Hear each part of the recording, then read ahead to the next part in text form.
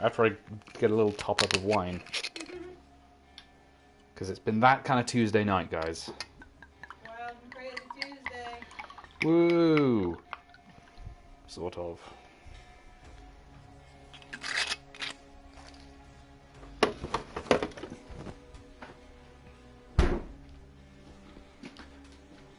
Well. I want to be in Singapore this week. Singapore? Yeah. Why? What's Singapore doing? They're having an Eevee parade. Eevee? Eevee parade! Ooh, I mean, Singapore does sound pretty great. And Eevee parade.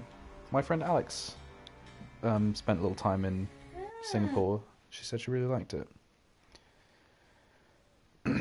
I mean, I've heard amazing things about Singapore. Sounds like a really great place. It does. Yeah. Right. With and without Eevee. Yeah, Stephen, we were just talking about Singapore and how cool Singapore is. Because Singapore is having an Eevee parade this So week. you decided to come see me again. Good call. Oh yeah, we were starting this mission, I guess. How you doing? So, I mean, they also have other cool things, but I mean, Eevee parade. Display of human flirtation. What more could you want? Fascinating. Some trouble with these mining lasers. Have to get this and the others back online. what happened to them? Usual How are you trouble with doing, lawnmower raiders. Stephen?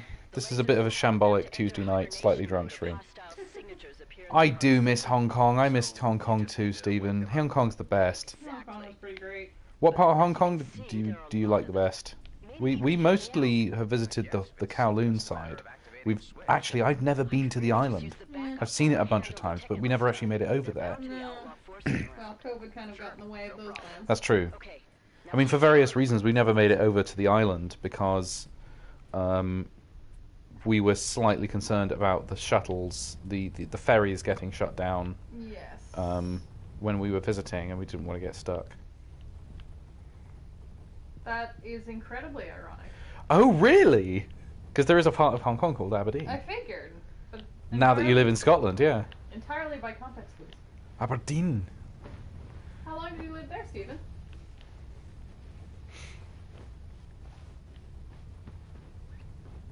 Yeah, it was one of our... Is Aberdeen on the island? I forget where Aberdeen is. I mean, we could see Hong Kong Is from our that apartment in near- China, which was pretty cool. Central. That month. Nice. Oh, nice. Yeah, that's what I mean. Hong Kong's one of my favorite places in the world. I absolutely loved it. It's so fascinating. This won't take long. Keep sharp. It's so massive and crazy, and Not much going on here. So, Carly? yeah, Hong Kong's wonderful. I went to see The Rise of Skywalker in Hong Kong. You did. The only showing available. I was staying the night in Hong Kong before flying back here because we were living in China. I don't care a lot of the time. Most insane seeing the kind of, hey, the super rich right across the road from some slums. Yeah. That is the really interesting thing, is that the districts are not that what would you call it? It's differentiated? Differentiated or segregated Yeah. by Stratified? by earning. Yeah, exactly, stratified. They're not that different in terms of, you'll have a super fancy schmancy apartment right across the street from one of those ancient tenement buildings that's been there since like the 40s. Ooh, fancy. Right, shooty time. Yeah, I went to see The Rise of Skywalker in the Icons... Was it the Icon Cinema? It was one of those. Oh god, am I going to get exploded? No, no. I only just started this game. Hello. Hey! Oh well, I'm sort of in the streaming place. I'm enjoying the streaming. It comes and goes. Yeah, enjoying the bit of the streaming. I also am at this point where I just finished a large project for the year, so I'm pretty much done with work. So now I've got a bit more time on my hands to just kind of chill out. Oh god. It's the only place I've ever seen that is like certain parts of London. You can see these amazing old townhouses from 100 years ago. And there's converted houses that are bed sits. Oh yeah.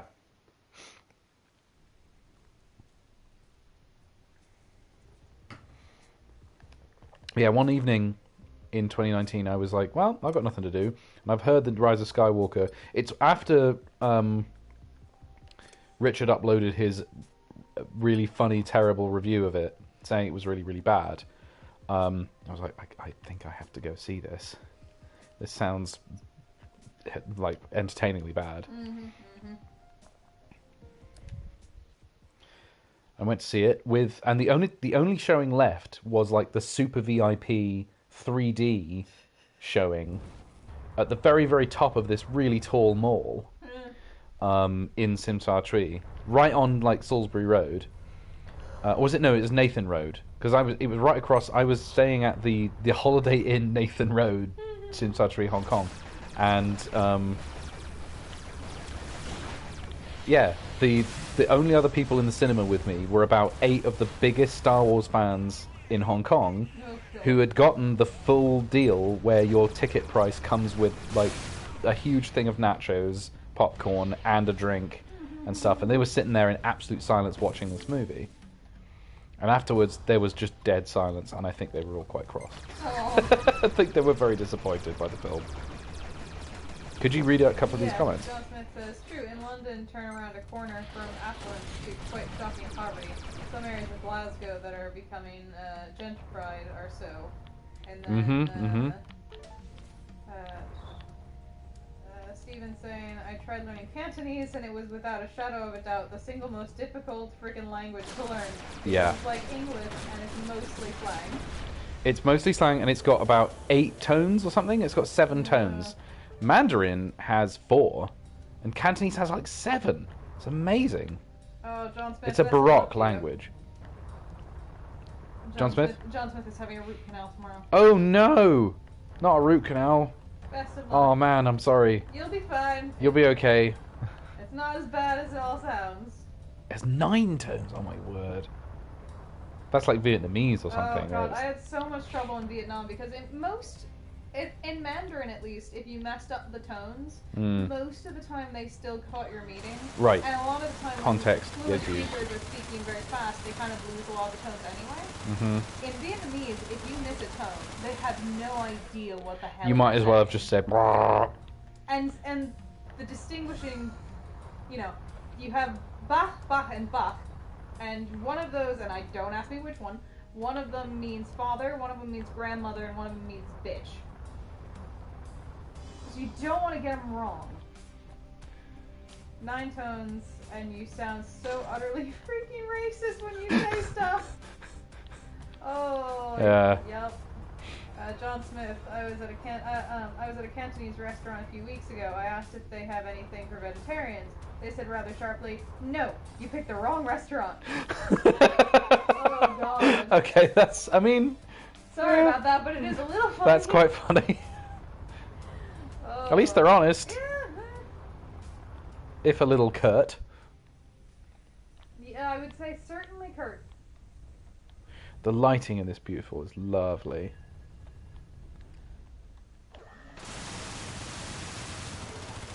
What? Oh gosh, I'm so sorry, Steven. Oh my god. Oh my word, I'm really sorry to hear that, Stephen. That's awful. This just happened, like today? Jeez. Well, look, mind how you go. Let us know if we can, Entertain you any. Yeah, I hope we can take your mind off it, but good lord. We won't be streaming too late tonight, but hopefully we can provide some entertainment with our silliness. Yeah, at the very least, I'm really, really sorry to hear that, man, and obviously best to our condolences to your partner and everything. Heart goes out to you, man. I mean, that's absolutely awful.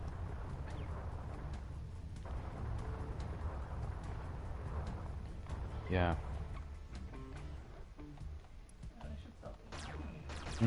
Sorry, I was just pressing random buttons. Oh gosh. You got that one. Technically murder. Oh my word. Police are involved in everything, and believe me, guys, you guys coming on is perfect levity. Oh, good. Well, because I always enjoy your company. Well, look. Okay. Well, in which case, we'll stick around a bit tonight and kind of hopefully help take your mind off it. Because, good lord. Silliness is something we can do.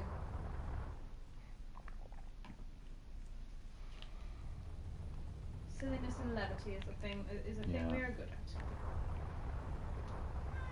Yeah, it's.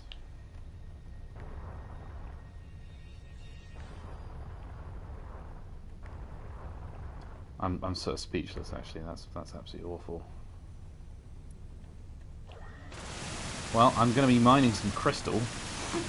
I mean, you know. Here's the thing. When I would speak German badly, I never worried about being racist because the Germans are the worst. So it's fine. It's all good.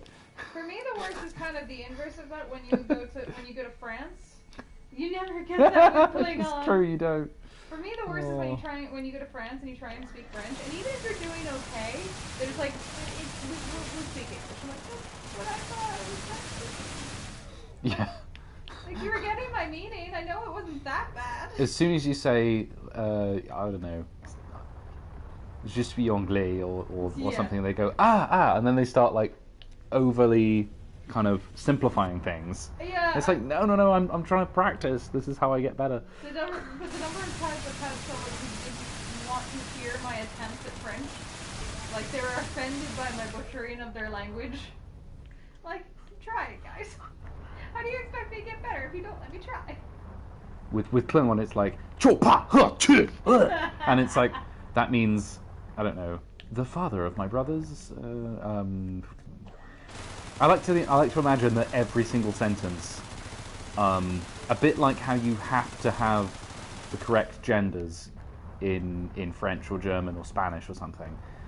In Klingon, you have to kind of accentuate the right vowels in order to show who's most honored. Mm-hmm. It's a bit like one of those kind of cultures because they're like, you have no respect, you have no honor. And if you don't show the right, honorifics, you know, in your that's a thing, isn't it? Honorifics? It is. I just love the word. In your pronunciation of Klingon, Yes. then you can get your head cut off, and that's probably a class they teach. Fat left. Yeah, at Starfleet Academy, that's like Klingons 101. It's like how to not get bat left by Oh god, that would be the title of my lecture. That would 100% be how the to title not of my get lecture. bat left. Oh, there you go. John says, in my experience, the French are not awful, it's the Caribbean, which is out. That is accurate because if you speak to French Canadians, it's a whole different ball game. I've only actually been to Paris, so that's also Jupiter. getting Can explode.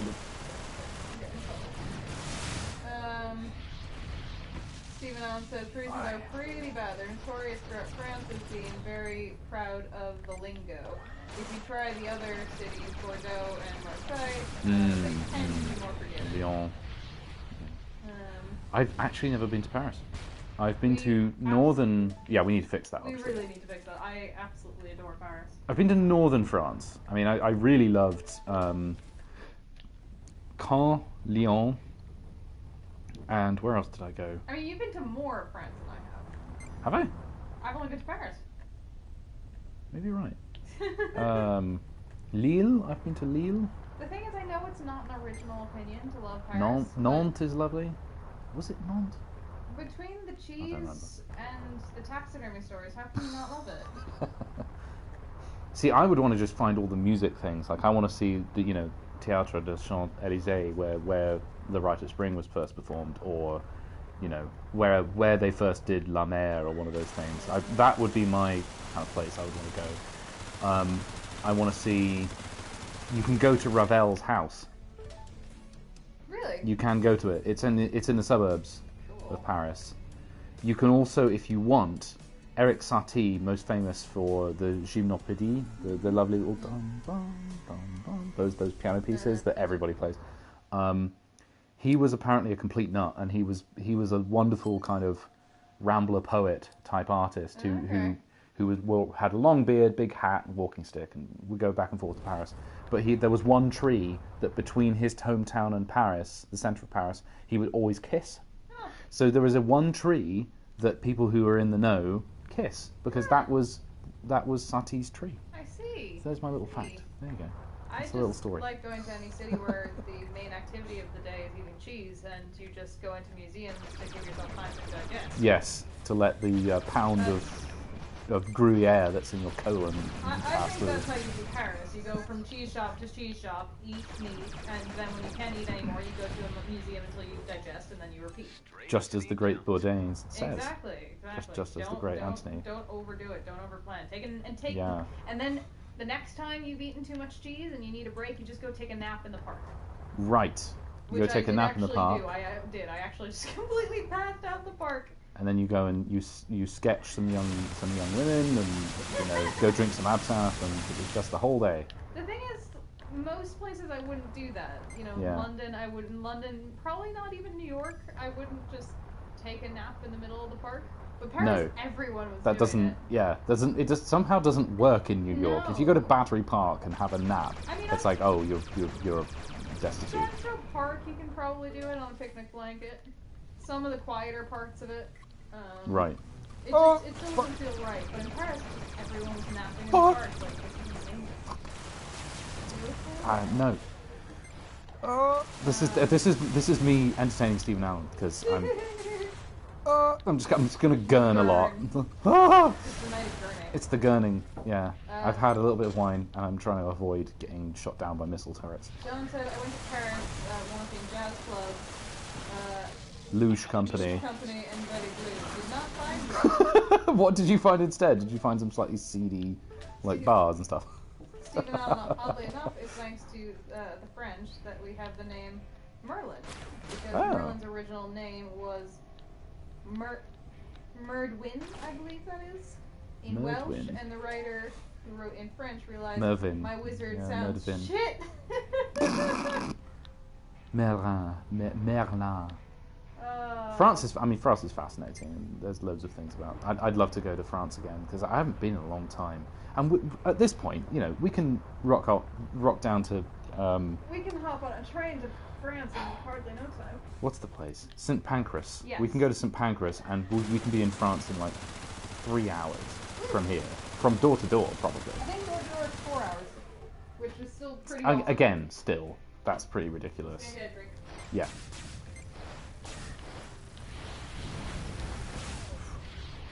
Just horror at the carnage of my heart. yeah, we got this. We got a little bit of pizza and no, not pizza. What did you get? Chili. Chili. Yes, you got some chili. Find it weird that France has their own version of King Arthur. Do they? Interesting. Stephen says, I went to the Artist Quarter and Moulin Rouge, of course. I do want to see the Moulin Rouge. Only Paris could make a brothel and whorehouse a tourist trap. Pretty much. But that's the glory of it. I do want to see all of the real places from all those Caillebotte paintings and Toulouse-Lautrec and Degas and stuff. Because I studied all of that in school and just totally fell in love with it. It's wonderful. That was some of my fondest memories from school, actually, was studying French painting. Believe it or not. They did actually teach us some French painting, which I liked. We did a whole unit on how French painters portrayed their own society. And so that included Degas, Toulouse-Lautrec, Sickert, various other painters.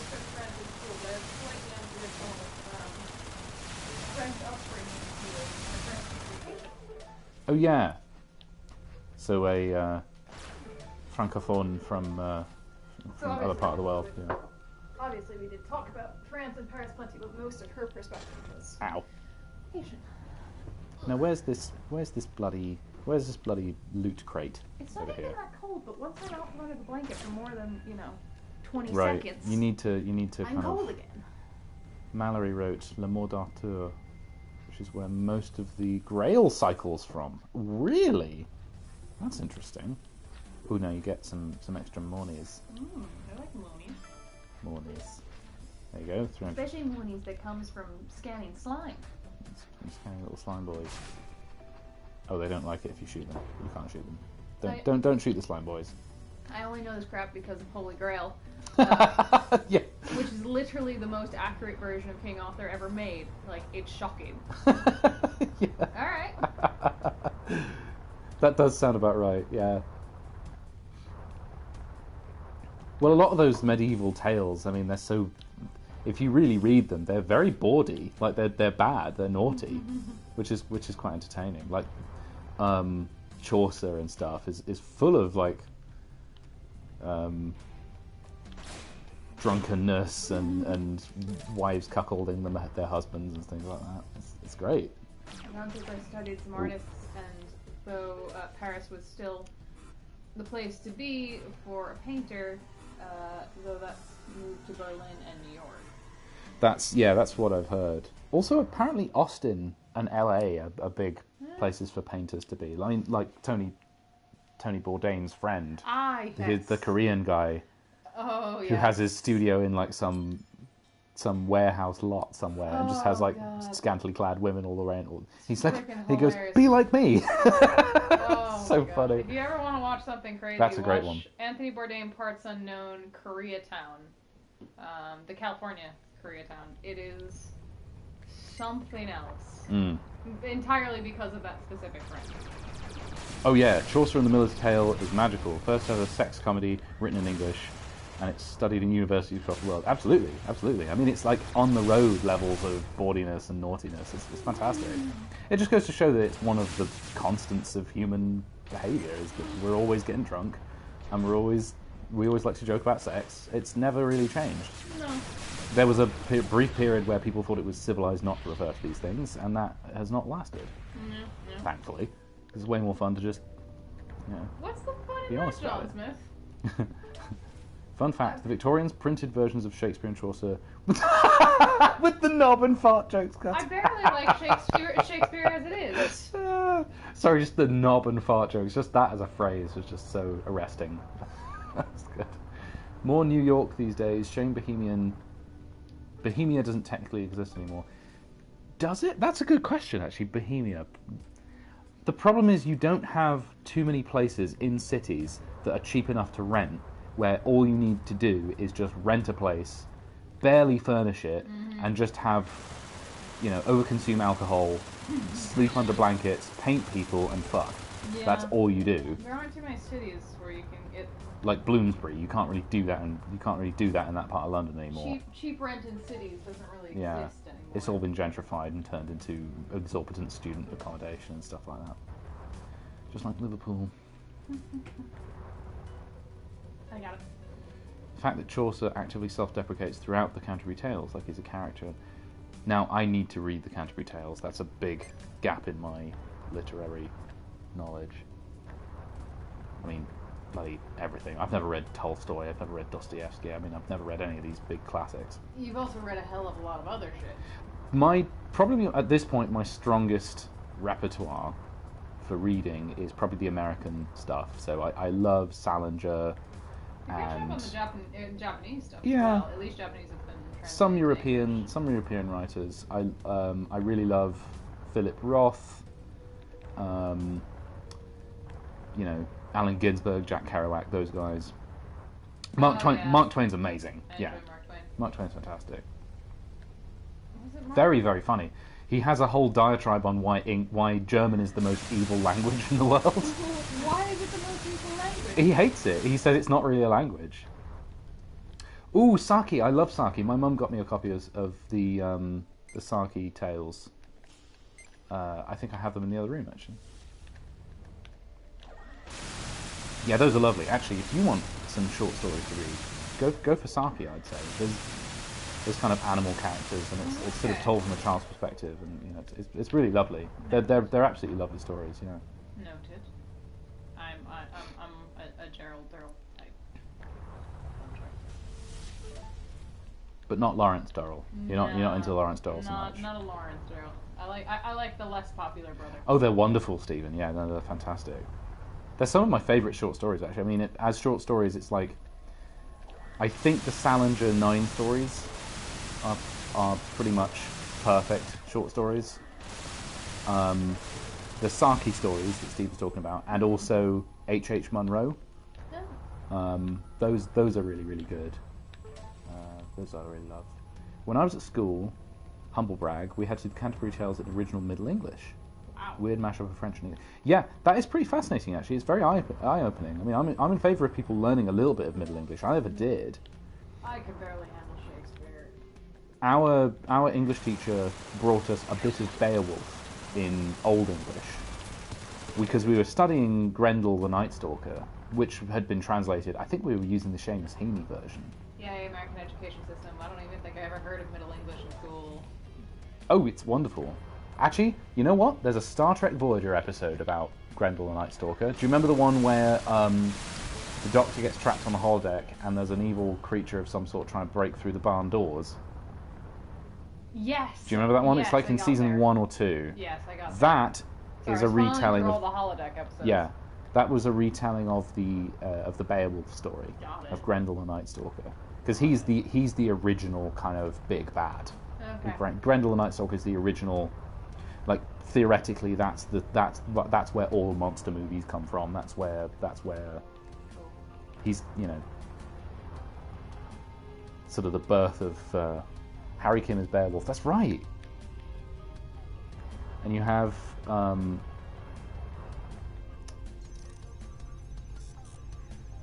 oh god, yeah. You don't read Shakespeare, you listen to Shakespeare. From Penn and Teller did a phenomenal version of Macbeth. Oh really? Yeah, Teller's a very literary guy. I think actually he was a Latin. He was a classics professor before he was a magician. Shakespeare is wonderful. I went to see. Now here's a fun thing. I went to see a production of the Washington Shakespeare Theatre in Washington D.C., America, where I used to live.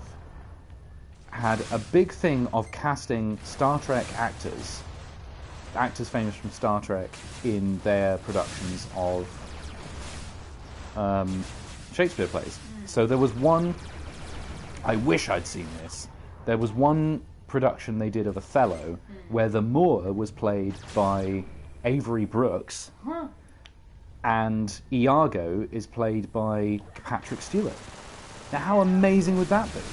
To go and see an all Star Trek cast. They also did a kind of race inverted one where Iago is played by a person of colour and the Moor is actually played by a white person, and they completely inverted it.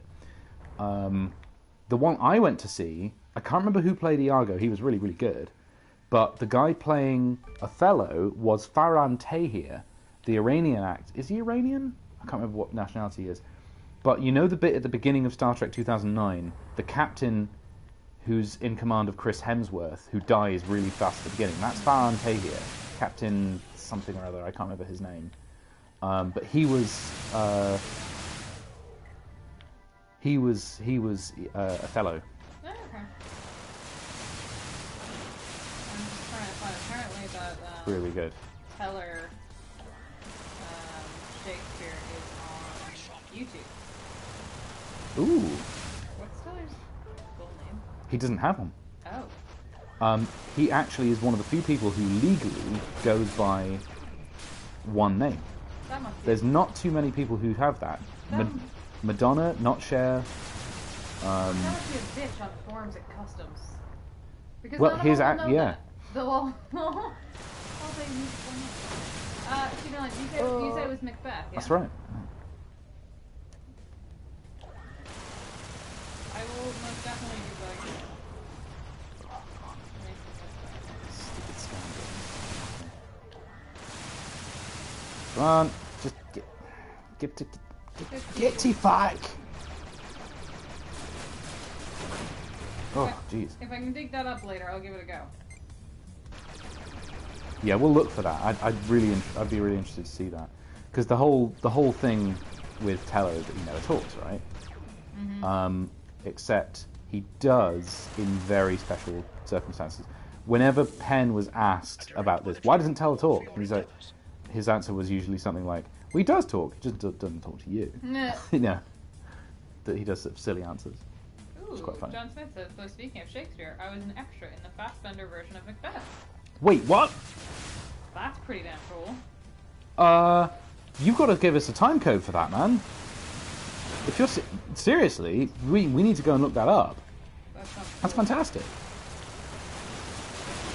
Yeah, find us a screenshot or something.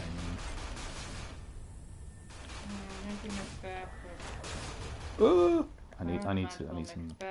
Okay, the one at Folger Theater, I'm assuming you mean. Folger Theatre Oh, is wait, in unless is it's the in Chicago theater. I'm seeing two. Folger I'm Theatre confused. is in Washington. Yes, well, it seems that Teller was involved in Shakespeare productions, Macbeth productions at both Folger and Chicago.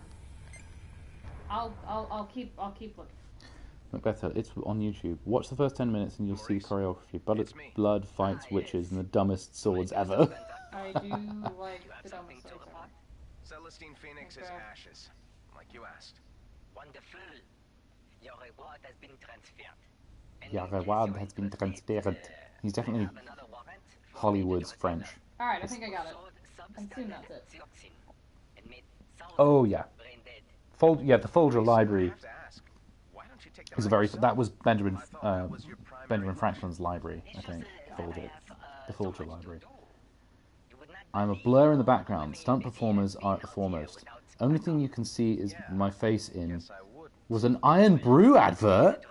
What? Amazing. waiting for you. The name of the shady individual in question is All right, he's giving me the name of my next hit. I'm gonna go take down this person. I don't think I've taken down Celestine Phoenix Not yet. promising anything, Maurice. Why don't we still need to play? Hmm. The game Duncanson. Erica, yes. Yes. Actually, now we have a PS4, we can play it. We should play Erica. We could stream it. We could stream Erica. Actually, that's not a bad idea. Didn't Vote Sapsno 7 do it? I think he's done it. We should also do it. We should Well, definitely do it because especially I don't since- know what it's about. I know nothing about Well, it. also it's a scenario game, so if I understand right, it's a scenario game, so every playthrough, or several playthroughs of it are going to be very different. Mm-hmm. It's like choose your own adventure type thing. Yeah. well, it's like Detroit. become human. Okay, right. It's like Detroit, where the decisions you make, there's like 64 different endings that you can get, Right. and the decisions Right, that you right. make determine how it ends. I love that kind of thing. Yeah. I love the choose your own adventure format. I wish that was more of a thing. The thing I really liked about, and I only watched playthroughs, media. but the thing I liked about the playthroughs I watched with Detroit is that you have 3 main storylines that you kind of move between, and towards the end they start to converge, and so the decisions you've made in each of the individual storylines will start to affect the other ones. Oh, brilliant. Okay. Which is really fun. And it is technically possible to completely kill off characters in one of the 3 storylines, so they just don't exist in the Oh, rest of the no. game. I think I remember Duncan talking about it, and he said basically there wasn't a script. It was basically a 200-page document that was just a flowchart. Oh, It was like, if this, then you're in this scene. You look up this page because that handles those scenes, etc., etc. Well, that's kind of the fun of those games too. Is once you've played the whole thing through, you can actually. Usually, most of these games will come with an actual tree, so you can go back and say, okay, what actually happens if I do this instead? Great replay value. Yeah. Yeah, and great streaming value because a lot of the streams will be different. Oh, that's Now, just what I need. they said the Arkar can't track you down here. What am I looking at right here? It's a big old Arkar ship, which I don't think I can take down with the current weapon levels that I have. Stephen Anon says, choose your own adventure is freaking cruel. I always remember this one where every ending is bad, and you can find a happy ending if you cheat, and the book chastises you for it. That's hilarious. Don says, in the Iron Brew ad, you can see my blurred face over the shoulder of the person being filmed in the opening few seconds, hitting the big time. Nice, Hey, nice. More than I've ever been in a I've never been in anything. I was in an episode of Songs of Praise once. I was in an episode of Songs of Praise. Have I told you what Songs of Praise is? No. Songs of Praise is a religious program on BBC Two that shows. Basically, it's just televised church services from around the country, and there was one that was done in Liverpool, and the youth choir I was a part of performed. And there's quite a few shots of me in that episode. Little Babu Michael. Little Babu Michael was in it.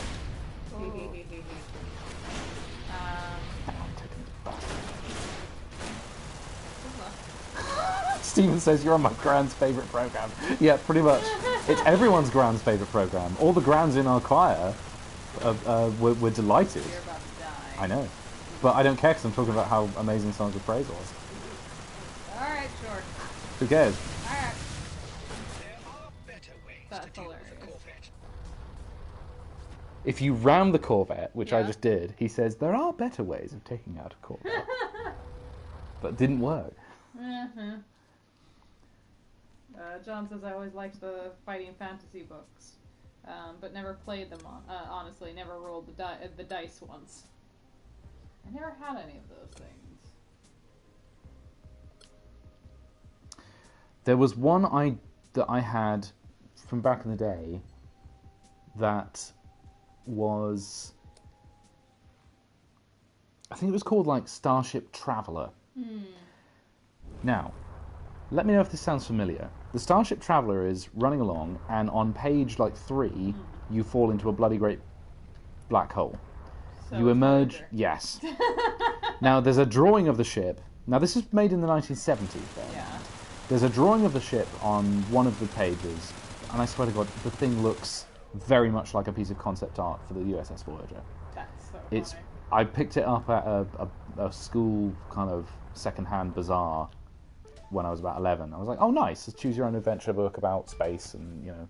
I like space. But there's all kinds of wrong turns you can take, so you can end up with your entire crew being executed, you can end up with your entire crew being killed by evil aliens, but also you can find abandoned planets and find ancient technology that you have to unlock in order to... And you're supposed to have a sort of score sheet that you keep as you're going along. See. It's quite fun. Sounds it. I liked that one. John Smith has Starship Traveller. He found a bunch of them at a charity shop a few months ago. Fun. It was very popular in its day. He's got Starship Traveller. I love that. It was quite, as I say, it was quite well liked. Because I always remember there was a show called In the Red. Where two of Okay. the characters, one was Stephen Fry, take over that Sunday slot and accidentally program in porn and get sacked from Babib? The Beeb. From Babib. From the Beeb. Yeah. The Beeb is a slang word for the BBC. Ah, okay. We call it the Beeb. Well, the BB threw me off. What did John say about Lindisfarne? He was living there. Right. I know. Yes, I remember you were living on Lindisfarne. When they came to film Song of Praise. Oh yeah. I've never Okay. seen the church so fat. The church so fat. The church so packed. The church is fat. Oh god, I haven't it's even the had that fat-ass much to drink. church. I'm just really, really tired. Annalise has been up very early because. Do you want to explain why? The most ungodly stupid reason. Jesus Christ. The most unfun reason, I won't regret. apart from having root canal. Yeah, well, John still wins.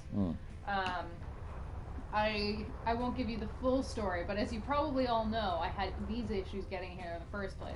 Which, fun times, I'm now transferring unis, and the UK government has removed the clause in student visas. It is cheese. It's Everything cheese. is cheese. Cheese. It's always cheese. Actually, I want cheese now. I have to have cheese. I'll cut you some cheese in a bit. Yes. Once you told your story. Once I tell my story, I'll cut you up some cheese. So yeah, I'm transferring unis. The UK government very recently removed the clause that lets you transfer unis on a student visa. So I had to get over onto a spouse visa, which you'd think I'd be on already. Because we are married. We are married, but I Have been couldn't- for a year and a half now. well over a year. Yeah. But I couldn't get one the first time I tried because of stupid paperwork reasons. Fun fact, the UK court later ruled, and by later I mean a year later, ruled that they were wrong to deny me the visa the first time. Yay. Didn't do you much good in the meantime, did it? No, and I still didn't get all the money back, which is great. Just hyperventilating here. It's It's fine. fine, It's it's fine. It's fine. fine. It's fine. It's fine. Nothing's a problem. So, yeah. Whoa! Anyways, months and months and months and months of getting, well, the good news is months and months and months of dealing with UKVI, which are just They're the awful. worst. I actually hired a lawyer this time because it was just a nightmare last time. So anyways, I hired a lawyer, and I got granted the visa after months and unbelievable hoops. However, And because, finally. because there had to be one last hoop, just one last hoop, I just needed to be mailed my residence card. Yep. It's the last thing I needed. Right. And so they mailed it to me, and the tracking says failed to be delivered because no one was home. I had been home all day that day, but I said, okay, that's weird. I guess I'll reschedule it. Reschedule it. Keep track of how many times this is happening. Rescheduled it. We're now on number 2. We're now on number 2. And stayed home all day. And again, they said failed to deliver because no one was home. But this time they included a picture.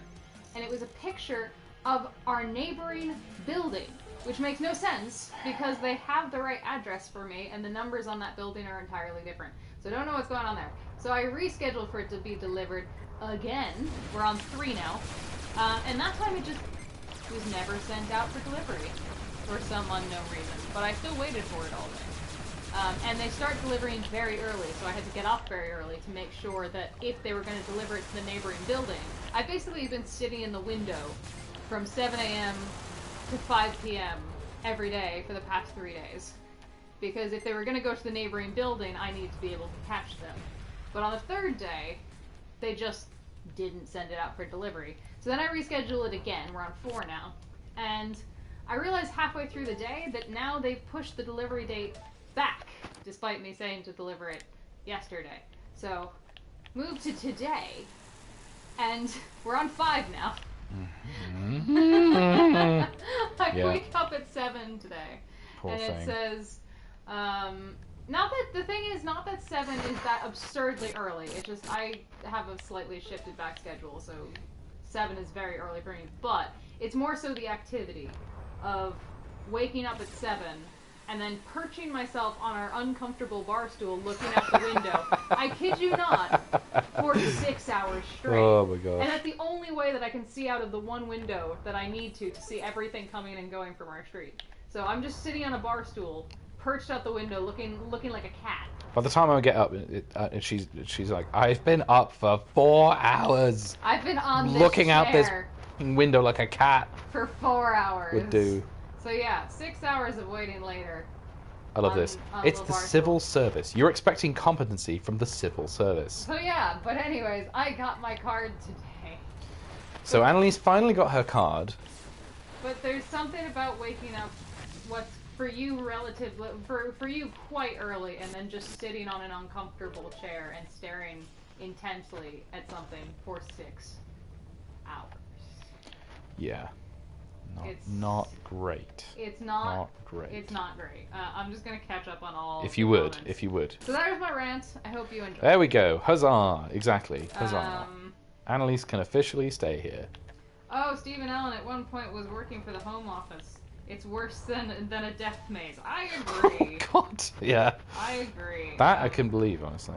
He said, I felt awful because we got American doctors coming over here to work for the NHS, and they eventually got told to leave the country because UKVI were pretty useless. I mean, I believe that. It's like a sieve. They're just losing knowledge and expertise as down the toilet. So yeah. Anyways, there's my rant. In theory, that means no more visa rants from me for at least 2.5 years. Yeah, I'm gonna rain check on that because I feel like no. I don't want to say, I don't want to jinx it. Let me put it this way. We're just gonna leave it. There's nothing that I'll put it this way. There's nothing that anyone could do to convince me to change my visa anytime in the next 2.5 years. So, yeah, I get to transfer unis now, and now that I'm here on a spouse visa, I don't have any restrictions on what I'm allowed to do, which is pretty awesome. And, you can earn the money you want. Yes, and you can take any kind of job, and there's no restriction on that. Yeah, because there's a lot of restrictions on what kind of work you can take as a student, so no limits. Yeah, hey. And you can transfer to your university. And that's why wine is a good idea. Yes. Indeed. But wine is always a good idea. Actually, right now I'm having a very interesting rum and coke, but with the Annalise makes very good rum and cokes. But I'm using that weird rum that our friend left behind. It's like a mango pineapple rum. It's very fruity, and it's kind of crap, but at the same time, I kind of like it. It's like when you really like an overly Make me one of those in a minute, if you would. Try this before you say that. Okay. I don't know if you'll like it. Try mine. What do you say? It's like a sweet rum? It's a pineapple mango rum. Okay, yeah. It turns into a drink that kind of tastes a little bit like an overly fructose corn syrup fruit drink. Okay. But I kind of like those in a guilty pleasure kind of way. Alright. Chinese sister-in-law had to do the citizenship history exam. I have an MA in history and found it a bit challenging. Oh, jeez. See, what I'm worried about is it like list the dates and achievements of Horace Walpole. You know, What I'm worried biography of Anthony Trollope. What I'm worried about is in 5 years when I have to take the citizenship. When I have to take the citizenship test, it involves questions about athletes. That tastes like a Haribo. It does. It tastes like a Haribo. It tastes like a Haribo gummy bear. I think I'll stick to my wine. I thought you might. I think I'll stick to my wine. I thought you might. Do you want cheese still? Yes. I will. And a little more wine if you want. I will do that. Sorry, all of my bones are stiff from that chair. It's a very uncomfortable. No. I totally. I'm totally with you on that. It's fine for a half-hour dinner. Yeah. Not for 6 hours of perching. Yes, it's fine at a party. It's fit for purpose, but the purpose you were using it for was not its purpose. Its designed application. Yes. Yeah. Interesting. You have a Chinese sister-in-law. It's very interesting. As you know, we love China. We really enjoyed visiting China. It was a fantastic place. Well, we lived there. We lived, yeah, well. We did. Sorry, I'm just going to put the remnants of our dinner in the other room so it doesn't stink. Right. Otherwise, this room is going to smell like French fries. It's going to smell like French fries. So is this sister-in-law? Did your sister also move? Sorry, did your brother also move to Hong Kong with you? And meet someone and get married, or is this? I'm assuming this is completely unrelated. Is this unrelated? Yeah. Is this is she from Hong Kong or is she from mainland China?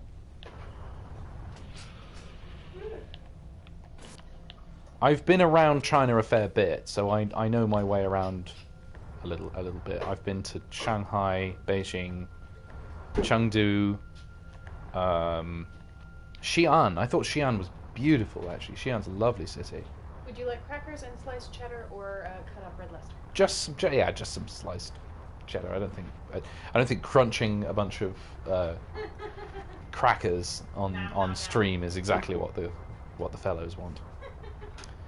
I don't understand the criteria for saying you have to know the history. You tell me any freaking local who knows who the hell a Walpole was. Yeah. Well, that's the classic thing, is what's required in order to become an American citizen is completely different to if you were just an American citizen by accident, meaning if you were just born in America. You don't have to know who the presidents were. You don't have to know any of that stuff. You don't have to have all the amendments off by heart. None of that. I have the saddest cheese plate ever. Do you? You can have more if you like, but don't plenty. I can also slice you up some red Leicester if you want. I would also like some red Leicester. Right, if you wouldn't, yeah. Give me back the cheese plate. Or even that Disraeli was the PM and how many times Gladstone was PM. Right. Well, ask things such as who is Wat Tyler, how many average British people know who he is. Yes. Well, I know he was the leader of the Peasants' Revolt because I went to a good school, I guess. Make some flashcards for me. Yeah, I keep teasing Annalise. Yeah, I keep teasing Annalise that she's going to need to know the correct spelling of Worcestershire, as in Worcestershire sauce. Oh, sure. And the rotten boroughs. I don't know what the rotten boroughs are. That's an interesting one. John Smith says, my brother... Oh, sorry, I thought it was Stephen. I've confused you with Stephen there. John Smith says, my brother met a Chinese exchange student here in the UK. Oh, great. Nice. Wat Tyler, leader of the Peasants' Revolt, murdered by the Mayor of London in 1381. Jeez, that's some Game of Thrones stuff right there. We don't reference so much stuff. We are. Yeah. All right, off to the next sector. Here we go. We can do it. Come on. It's Sector 1.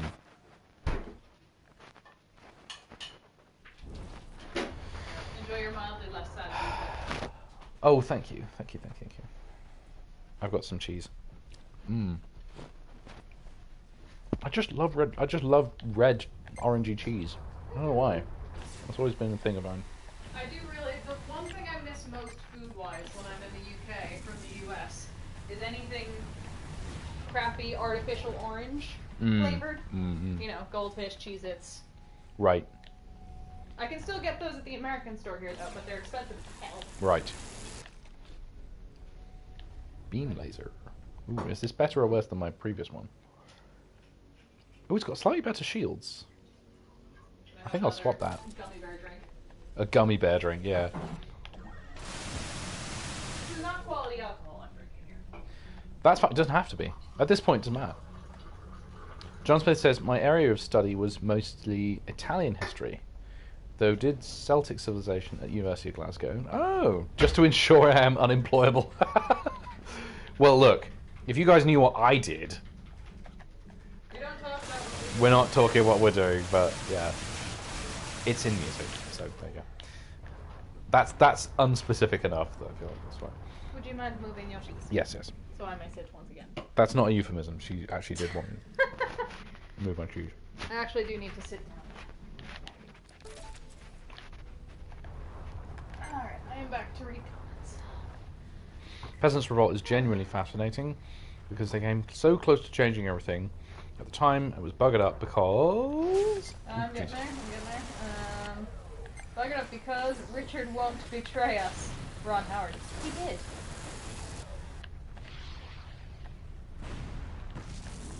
I remember a tiny bit about Peasants' Revolt, but it was probably taught to me in about 2001, so, you know, probably need to have a little bit of revision of that. We're not taught about British history in... It's very America. Interesting. I used to like it. The only thing we're taught... I didn't work very hard at it, but I liked it. The only thing we're taught about British history in the States is the Revolutionary War and a couple of other times you fucked up in more recent history. Of course, of course. Every country is only told. I don't remember ever being taught anything mildly critical about the British Empire. It was mentioned, but it was never portrayed in a negative light, and I'm sure that was deliberate. Whereas, in fact, it would be very important for us to learn about that, because we didn't know anything about what the British Empire did in India. We didn't know anything about Africa. We were never taught any of that. Probably the only place we ever got anything like that was studying Nadine Gordimer in English. So it actually came from English literature. If we understood anything, it was from reading, you know, Chinua Achebe and stuff in you know, Dead Men's Path. What's it? Things Fall Apart. Dead Men's Paths was also a short story by Chinua Achebe. I was taught about the American Civil War and how goddamn boring it was. I'm sorry, but it is so utterly boring. It's not very interesting. It's not. The only reason... It's a bunch of side drums and piccolos going... do-do-do-do-do-do-do. The only reason it sticks in my head is they would show us really... They would show us movies, you know, historical fiction about the Civil War that were always far too graphic when we were like 12. People being shot with musket shots. Oh yeah, no, I specifically remember in 6th grade, which is when I would have been 11. Oh jeez. And there was people being shot with muskets and being stabbed with bayonets, and they're like characters that have been established that you like, that you care about, and you get to watch them like slowly bleed out from the guts. Oh like, no! Alright, well, I'm gonna have nightmares now. Well, I'm not gonna forget this. Same with the Revolutionary War. There's some really nasty Revolutionary War ones. I had one history teacher that just had a thing for showing us really horrible historical fiction. Like, she would show us clips from historical fiction movies of, like, people dying from mustard gas. Oh, no! Someone getting guillotined. Oh. Like, she specifically picked these out to show us. And this would have been 9th grade, so I would have been 14. It's like, thanks, this has absolutely made my anxious little teenage day. John Smith says, my dissertation was on the esoteric subject of castrati singers in Florence. Oh, very interesting. I actually somewhat know about that. Very cool. That is a fascinating subject. These were the one who were said to drive women insane with desire because their voices were so pure and beautiful. I see. John Smith says, I recommend the Ken Burns U.S. Civil War documentaries. Oh, those are very famous, yeah. I'm not gonna lie, I I cannot I'm not sure I watch... can handle those. Yeah. I can't watch war documentaries or war fiction. It just... I think it's because I was so overloaded with it in school. I mean, they probably showed us Black Hawk Down 3 times Yeah. in high school, and so I personally can't handle it anymore. It was a little overdone for us. Good couple about D-Day. It's like, all right, I've seen it. I recognize the importance, but I would rather read it than see it again. Steve Allen. So Farinelli, the famous castrato. My favorite Civil War lesson was from The Simpsons, but the brave Northerners were too strong to accept their surrender. They swore that the rest of the fort would live if they sent the commander out. Did they do it? Did he die? And how? That's why it's called Fort Sensible. Oh, sorry, I can't quite do justice to The Simpsons. I wish I knew more Simpson stuff. I've only seen clips. I've never actually Please die. watched Please die. The Simpsons. Please die. Please die. Please die. Come on. Come I'm on. gonna run and heal. Come on. Oh, thank fuck. Not sure how much longer I could have Well done. endured that. He died. I've literally run out of all my resources. Oh! Don't kill me! Don't kill me! Oh my god. I can't. No! God.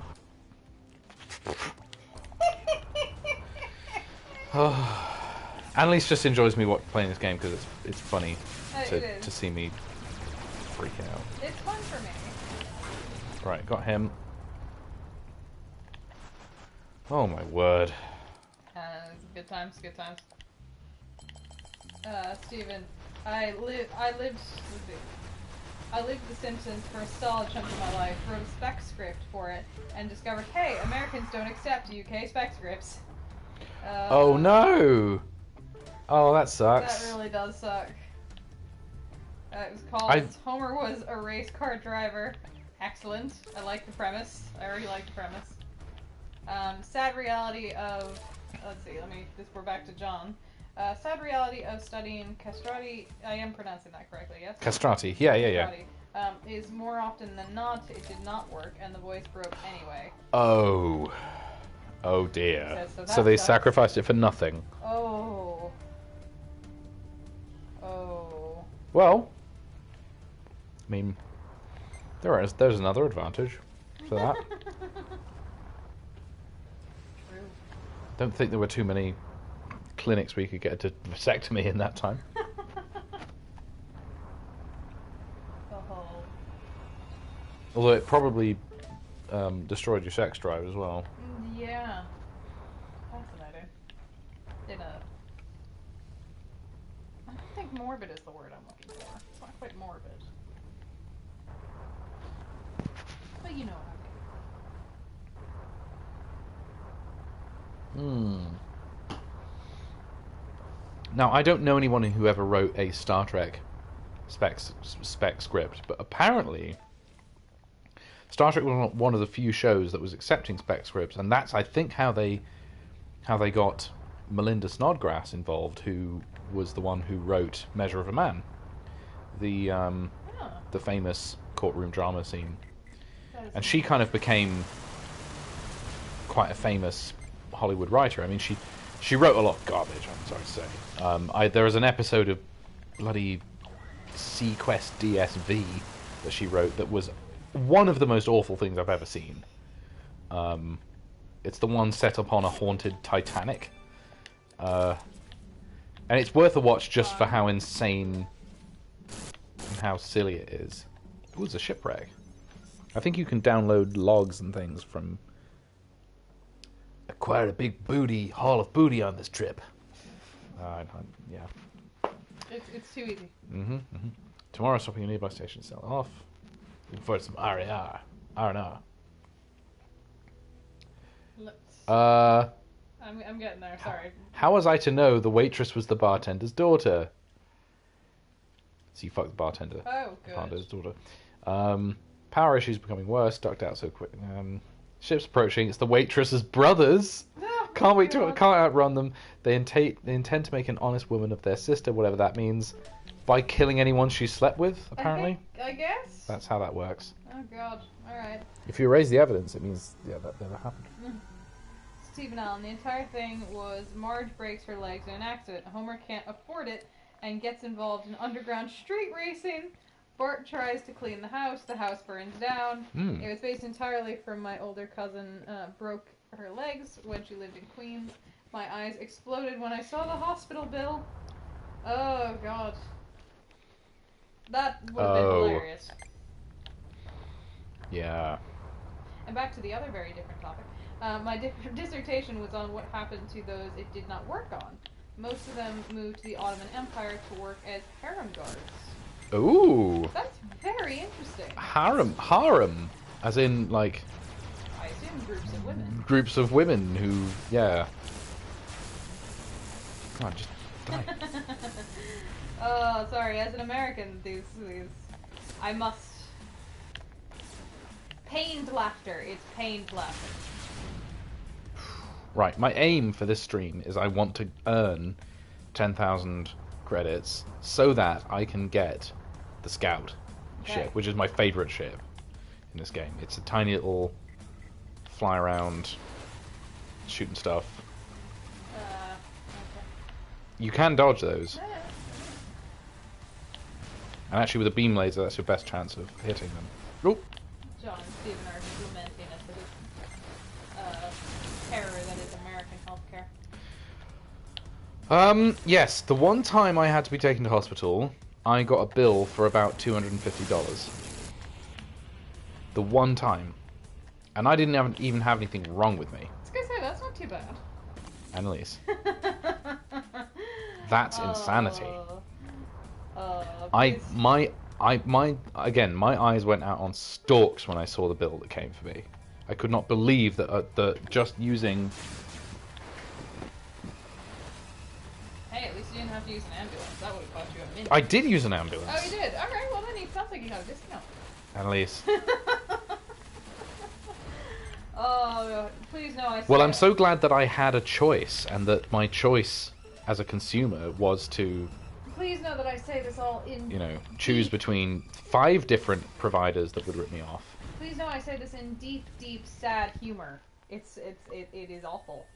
It is truly awful. Yeah. But, you know, as someone who was raised in it, I've kind of just learned how to laugh at the thing that causes me pain.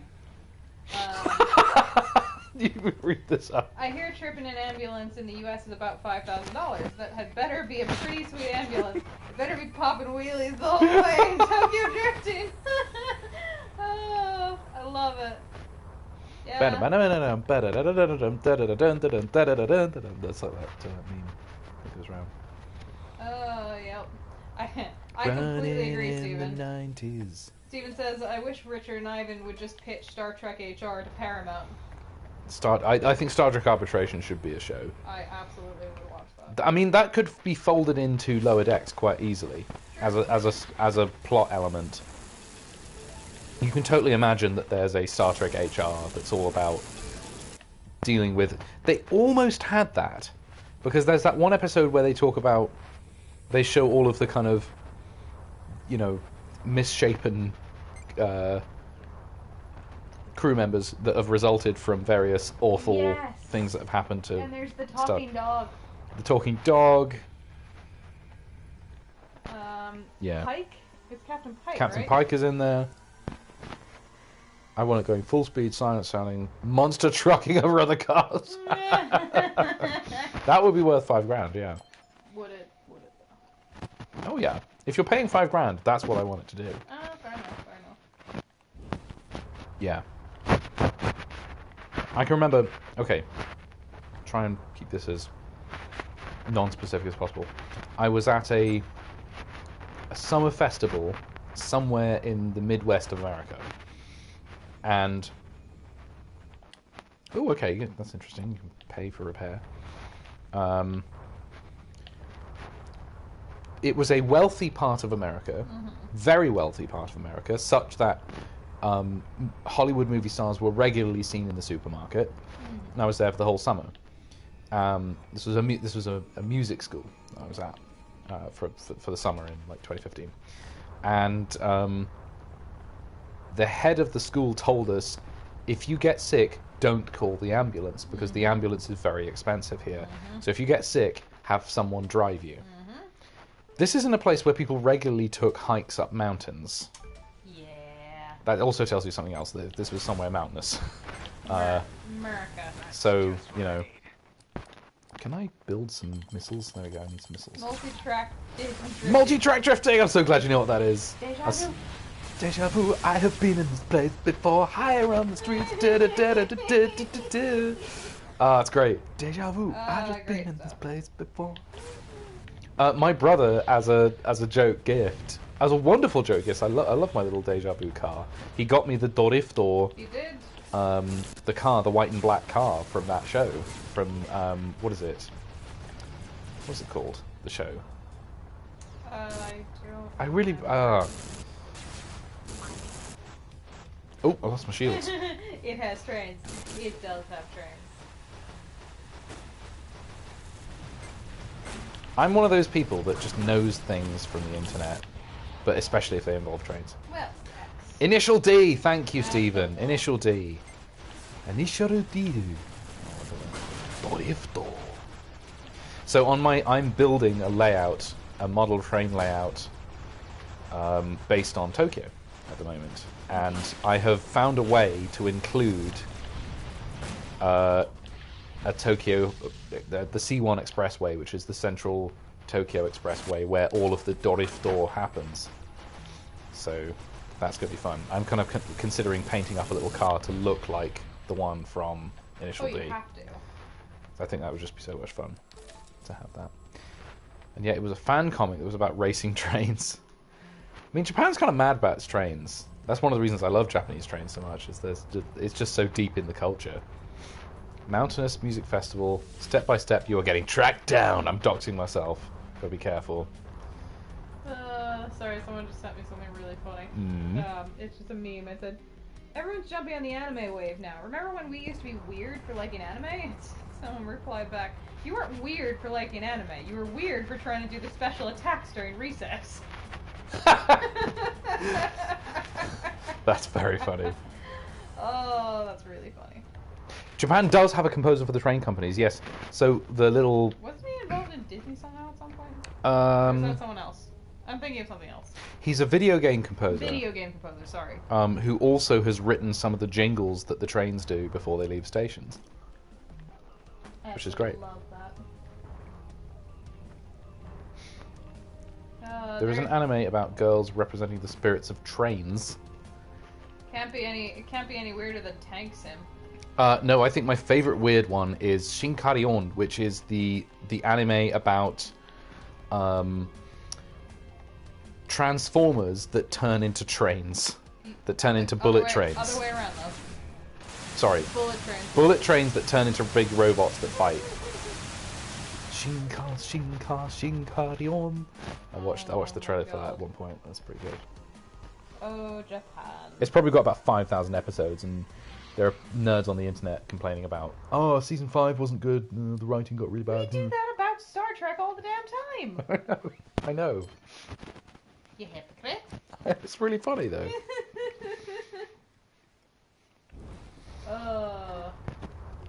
Can't wait to go back to Tokyo. Oh, there's an anime about girls representing. It's a freaking genre in itself. Look up Kuchulian. And you get a cute anime girl. Okay.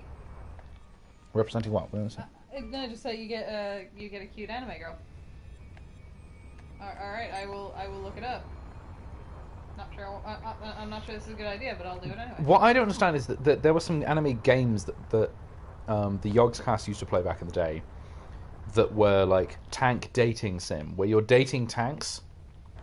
Yeah. You're in a school, you're dating tanks. They're girls, but they're also tanks. But they're girls. They don't look like tanks. They're just called like Panzer.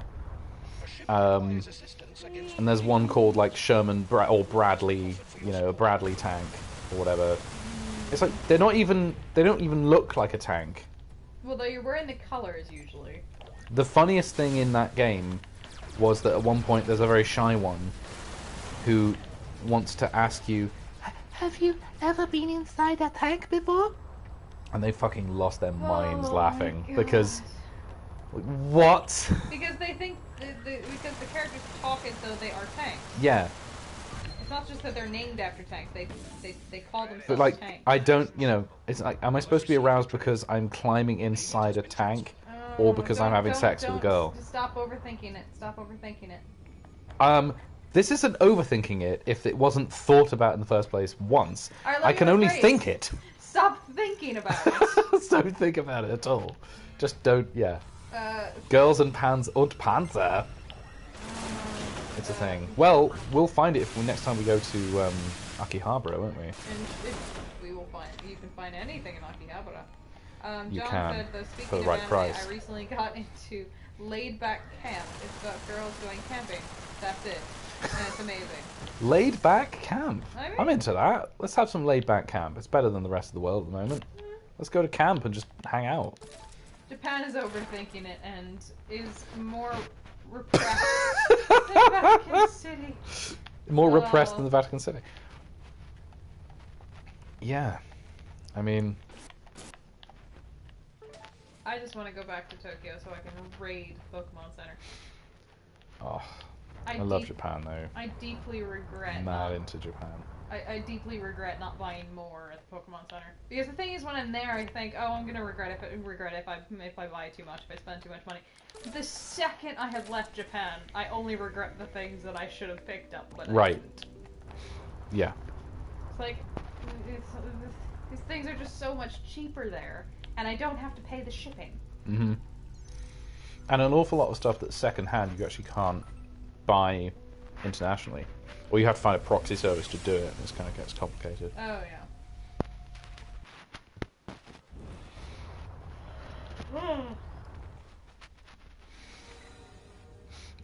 Laid back camp sounds like it should have Adam West in it as Adam West. Yeah. I think it would be Adam Westor. Adamo Westor. Bright, garish colors like 60s Batman. Yep. Sometimes you just can't get rid of a bomb. That one. Yeah. I need some missiles. The thing is, whenever you start a new sector, you're just thrown right into it. I wouldn't mind if you had a little bit of time to explore before you... Oh my god. You can explore once you finish the murder campaign. And at least get your shit together. Dr. Richard should cosplay as 60s Batman. Oh, jeez. Right. You're getting a laser. Oh! Hold I on. think I survived. Ah! No! I don't like those. No. Sorry, people who are listening on headphones. I do not approve of gigantic capital ships that want to get fresh with my ass when I haven't even got enough. Oh, I'm gonna have to hide behind an I'll asteroid. catch up on comments once Michael is. If you would catch up on yeah, go ahead, just catch up on. But I just like. If I take care of this suppressed signal. You're so close to your stuff. 10,000. I know. Nice. Oh, there we go. That was a large explosion. There we go. If I hack this. Oh my god! Hack. This is only section 1! Hack and run! Hack and run. I'm doing it.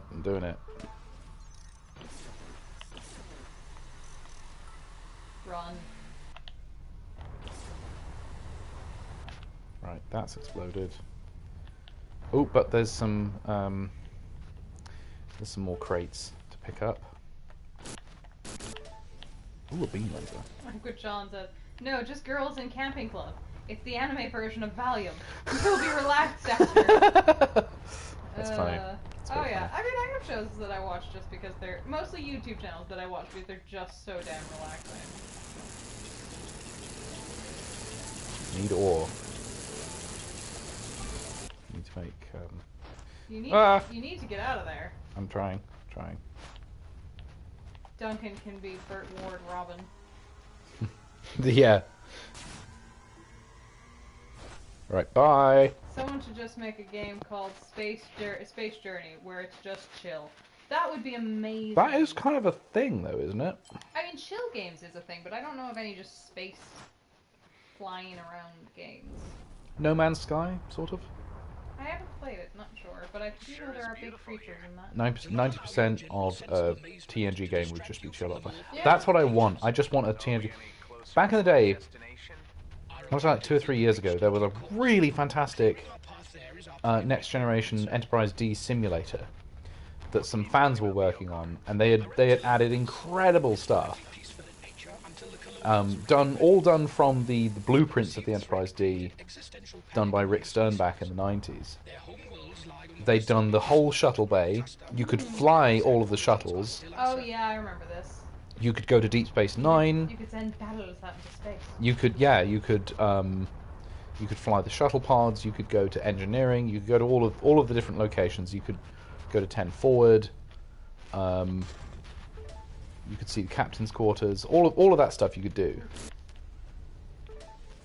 Oh, you're so close. I know. Find the credits before they all kill you. Right, Nanobots. nanobots. I need. I think relaxing games is my favorite genre of game, but for that I mostly go to Animal Crossing and Pokemon Snap.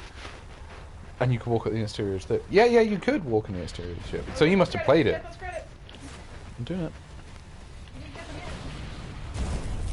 Oh, ha, ha, ha. Get them before you die. Annalise, Sorry, I'm backseat driving. you are. There you go. Got some credits there.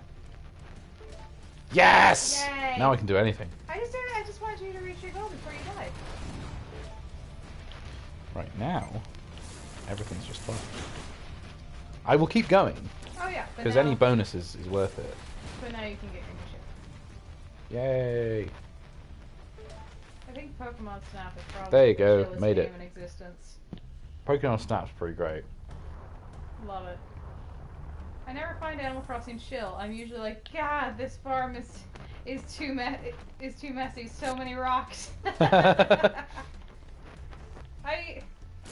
I think that's the difference between Animal Crossing and Pokemon Go, or sorry, Pokemon Snap. Pokemon Snap I think is relaxing for anyone. You're just in a little boat thing, going around and taking pictures. It's really fun. And the Pokemon don't attack you or anything. Oh no, it's they're just- all just doing cute little things. You feed them some apples. You do have to be a certain kind of person to find Animal Crossing relaxing. But I really like doing all of the decorating and the designing and the planning, and I find all of that very cathartic. So for me, it's very relaxing. What's John said there? Let me just load it It's up. kind of cut off. He says, speaking of Trek, the other day I rewatched the Janeway reunion clip of Voyager and think we were harsh on Harry Kim. The man looked haunted. Yeah, There is that famous clip of him talking on stage with Jerry Ryan, and he kind of breaks down because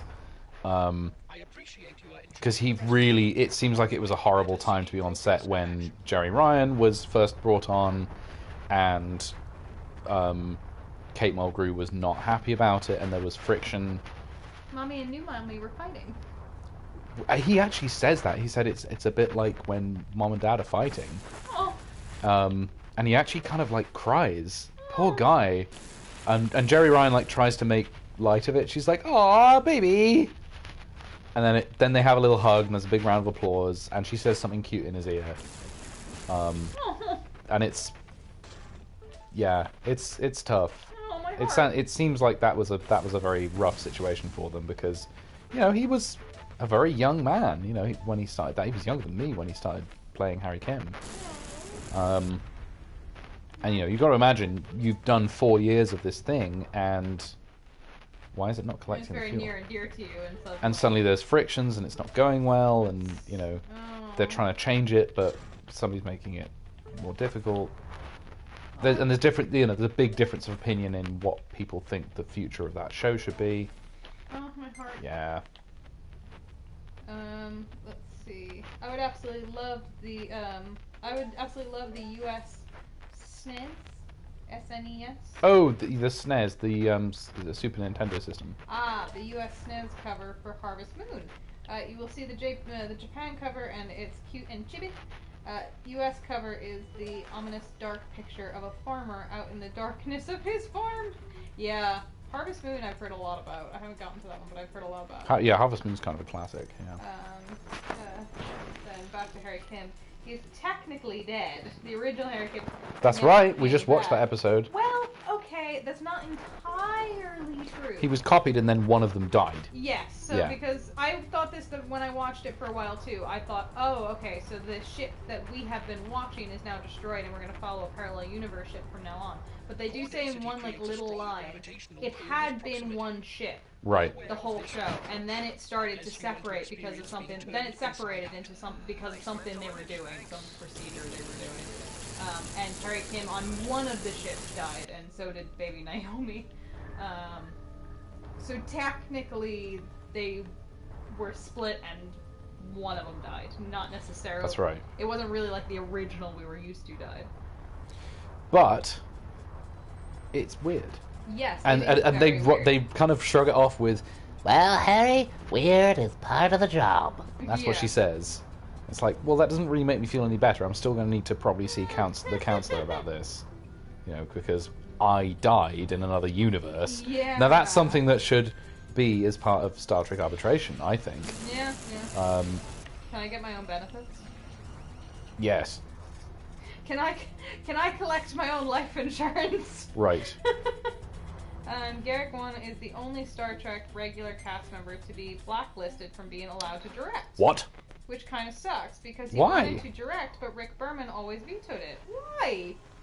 Oh, God. Yet more evidence that Rick Berman was just a dick. Fuck you, Rick Berman. Fuck you, Rick Berman. You ruined that show. Naomi Wildman now. Naomi Wildman now. Bit tasty. She's a bit tasty. Just saying. She's very tasty. She is a very attractive woman. Low on fuel. Take on some more. You could argue Low that on Neelix fuel. and Tuvok both died when they became Tuviks. You could. Right. Fucking Rick Berman. Fuck you, Rick Berman. Ah, Voyager. I'm beginning to see why you feel. Yeah, we got some strong feelings about Tuvix. No. Now on the Delta Flyers, they just reviewed that episode and we watched it. Mm-hmm. And neither one of them had strong feelings about what they should have done. they said it's just a bad situation, but it does not make Janeway look good. It makes her look very bad. Oh, that's weird. Mm. The actress that played Naomi Mm. is only 6 days younger than you. What? Yeah. What? Mm-hmm. Her birthday is only 6 days after yours. The same year? Yeah. 1988? Yeah. November 28th, 1988. Weird. Very weird. But also cool. Yeah. That means as of... Right now, we are both 33. Yeah, as of a couple of days ago. Because that's how numbers work. That is how numbers work. That's so funny. Yeah, one thing that I like that they mentioned, so that, a lot of people give Janeway shit for her decision with Tuvix, and fair enough, however, they only give Janeway shit, whereas the entire crew, Tuvix... They don't do anything! No, the Tuvix is like, do you agree with this? And they're all kind of like, yeah, kind of.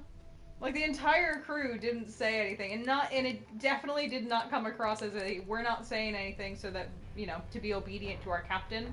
It was definitely a, yeah, we kind of think this should happen too, but, we're not going to say anything. Now, what was it we thought about that? I think... Now, I have in my mind the version of Voyager that they never did, which was proper Ronald D. Moore, Battlestar Galactica style serialized continuous story Voyager, where instead of it just being essentially just more TNG with a worst cast, instead of it just being more TNG, what they did was gradually Chakotay was clearly supposed to mutiny. he was supposed to seem nice for the first 2 seasons, and then sometime in season 3 or 4, he was meant to try and take over the ship. That's partly what Seska was about, or even though the Seska plotline was weird. It was good. I like what they did with it, but it was kind of, they just killed her off, and it was like, there we go, neatly dealt with. I thought, okay, Tuvix is a really great example. That's a really great moment where she loses the support of the crew a little bit. Yeah. And that's something that could be brought back in the future as a complicated issue to say, hey, well, she killed Tuvix, how trustworthy is she? And that undermines her, the trust in her later on. Yeah. But in a critical moment. Yeah. Makes but in it more reality, messy. All the crew seemed to agree. And they're just like, okay, we're never going to mention this ever again. Well, even when she was doing it, they all seemed to kind of, I mean, especially Kess, but they were all kind of like, yeah, we kind of want just the regular guys back. This new one's kind of... Put everything back the way it was, guys. Yep. Don't develop any characters. This is our favorite TV show where everything stays the same forever. I like what Stephen Allen says. I mean, I love Voyager. It feels like home. Is Janeway insane? Probably. Does it have some god-awful episodes? Yes. Does it feel like a warm blanket? Also yes. I completely agree. That's how I feel about Voyager. I find it very homey and cozy. It is. It is lovely. It's a lovely ship. It's a lovely ship and lovely design. And I like a lot of the characters. Oh god. Though Probably is how a I bad die. influence on me because I can't deal with Kess anymore. Correct. Kess is awful. Right, we're just going to take out everything. Done. The doctor at least did not Now we take get my new part. ship. Yeah, the doctor was like, if you want to do this, that's on you. I'm a doctor. Yeah, okay. Scorpion, exactly. That should be the turning point. That should be the... Yeah. Chakotay goes, yep, this woman is going to get us all killed because she's doing a deal with the Borg. Here we go. And the wonderful, wonderful scout ship. Now, this ship is amazing, guys. Can I upgrade the perks on this? Alright, do you want to run around the scout ship for a little bit and then call it a night? Yes, is it late? It's... what is it? It is 12:30. Alright, well, alright. I'll do a little bit of this just to show you how it works. Cass is awful, especially when she's in the weird sex cycle. God, I hate that episode. That is just... Oh, what boy. were they thinking? Not much. And she's like 3 years old. Jesus Christ.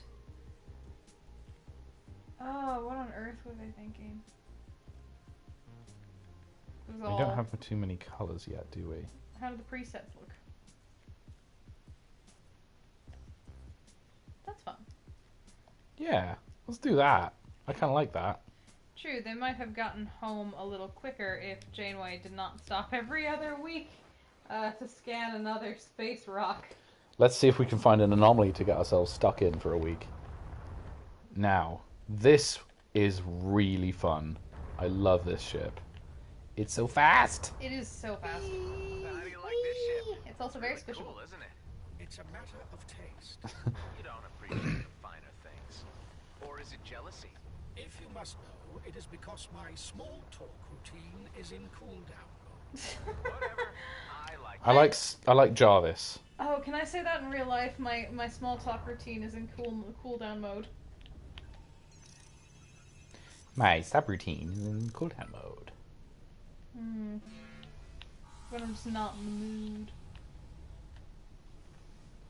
Stephen Helen says she looks like she's been stuffing her face with Dorito dust from the bag. Who is that? I assume Janeway? Or are we talking about Cass again? Yeah, not a fan of Kess, I'm just going to say. The show was better once she left. She's the Riker's beard of Star Trek Voyager. But Star Trek got better when Riker grew a beard. Oh, Cass during the sex cycle, yep. Oh, God. We just mentioned that. I know, that's what he meant with the Dorito bag. Right. Ooh, lasers. That's a stasis missile. I hate the stasis missiles, they're useless. What I much prefer is light missiles. Light missiles are amazing in this game. They're very, very handy. Oh my god, I just remembered that I don't have to wake up to sit in the window tomorrow. That is pretty handy. That's been my life for the past 3 days. I'm so excited. That's true. Archer had What's some. wrong with Archer? Archer had some morally compromised moments. Jesus. I mean, the bit where he strands Damar. I know, but I really liked that about it. I mean, Same actor, Casey Biggs. can you say that he didn't make the decision that I don't think that it morally questionable maybe, but I don't think you can say he inherently made the wrong decision. Yeah, but he stranded those guys. He did a Star Trek Voyager to them. Yeah, but he pretty much knew that if he didn't, all of Earth was going to be destroyed. Yeah, it was still wrong. Yeah. It was still damaging. It was still hurting that guy. He's like, "Why are you stranding us here? You started stealing our warp coil." But that's what I really liked about his character, was he was put in a situation where he really didn't have any choice but to do something really fucked up. Start firing. It will reveal our position. I can't Okay. say Some advantages. I can't say that if I was in a similar situation, I wouldn't have done the same thing. That's really fun. Now, this is why I love this ship.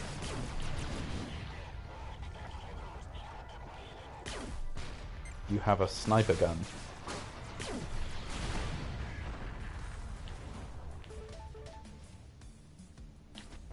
Well, Cass was kind of meant to be the sexy girl. Kind of buggered that up with the whole Ooh. being 3 thing. No. No. Why? No, I no, don't no, like no. it. So many levels of no. So She's many, a literal child. More credits. so many different levels of no. She's a Oh, bambino. Yes. Even her having a thing with Neelix, I found uncomfortable. It was awkward, and it was one of the worst relationships ever I also find it hilarious. because he's so jealous and she's kind of immature towards it, and there's an age difference, and it's just all wrong. I also find it so funny that Neelix was all about her, and then, like, an episode after she left, he never mentions her again. Nope, He completely completely forgets about her. Cisco became the morally complex character after murdering the Romulan ambassador.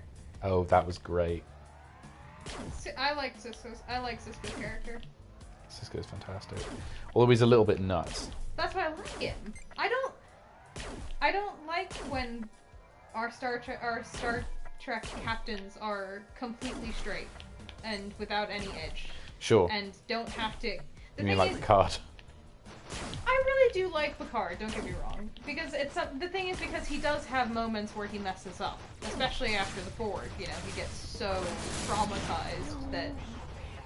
They pushed that a little too I know far. they in did, my but opinion. to me that was the writing being pushed a little too far, not the concept. So I can cloak this ship. This is the bird of prey. I mean, I think it's unrealistic to say that a Star Trek captain that's being constantly put in these positions wouldn't occasionally have to make a lose-lose decision. Yeah. They wouldn't have to. Oh sure, it's the Kobayashi Maru. Well, exactly. I don't believe in the no-win scenario. that makes sense. I think Archer especially was put in that lose-lose scenario, and he.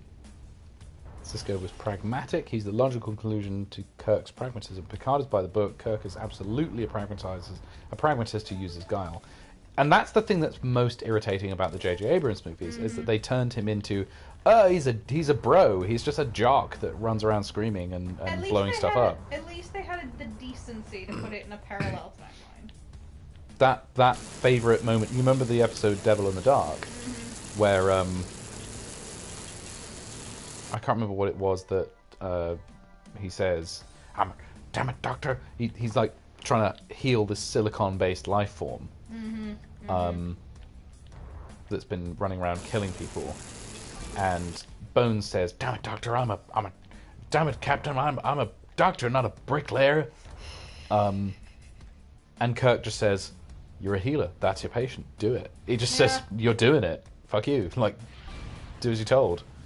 Which is so Kirk. That's so perfect Kirk. How did I nearly die then? What just happened? Oh, I have no idea. Okay, that was love strange. that moment that John's talking about when he's with Q, when he punches Q and Q says, Picard. "Picard never hit me." And he says, "I'm not Picard." fisticuffs. The manly art of self-defense. Or what that's such a silly... I feel like they just had to have Q turn up just to convince you that it's new Star Trek. Q always has to turn up. It's great. Now, the episodes we watched of him on Voyager are really good. They are. I think they're an absolute joy. Well, they developed the Q quite a lot. Yeah. Because they effectively have a civil war. Yeah. And it's kind of hilarious watching Q be genuine with a small child. Watching him be genuine and also watching Q be scared. Mm-hmm. I feel like that's really interesting. Yeah, I'm with you there, Stephen. I'd punch God if I could. No, he means that Cisco is technically a god. No. Q is technically a god. To be fair, he could punch Q because he's technically a god. Cisco is technically a god. Not yet, although, if, well, there's timey-wimey reasons that he could possibly, yeah. Well, he is seen as a god by a whole group of people. That's right. I like that they do that and they show how ridiculously uncomfortable he is with it. Exactly. That's right, he was visited in the emissary. You know what we haven't watched? Finally repaired my ship. We need to watch Trekkies. We have not watched Trekkies. Trekkies is the famous documentary. Indeed. Oh, I'm very well aware of it. I've just never watched the whole thing through. I tend to find these documentaries slightly... Okay, we're going to put it on. I haven't seen Trekkies before, so it could be different, but I tend to find these documentaries slightly skewed and offensive. This one, as I remember, is not. I've Okay. seen bits about it, and it's sort of sweet. There's some quite funny moments. It's like Klingons going into Wendy's or whatever. Happy to give it a watch. Come on, Okkar. Right.